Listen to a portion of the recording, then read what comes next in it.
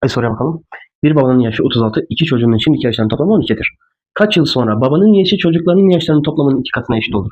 Şimdi bir baba var, bir de iki çocuk var, tamam mı?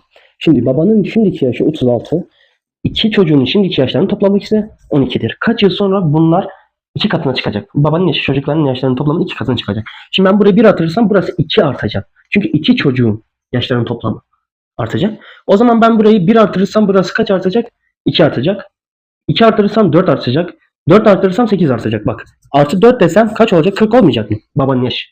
Bak, bir çocuğun yaşı 4 yaş artacak. Diğerininki de 4 artacak. Toplamda kaç artacak? 8 artmayacak mı arkadaşlar? Hı? Kaç oldu? 20. Peki babanın yaşı şu anki iki çocuğun yaşının kaç katı oldu? Tam tamına 2 katına eşit olmadı mı? Oldu. Demek ki kaç yıl sonra? 4 yıl sonra olacakmış. Beğenip takip etmeyi unutmayız.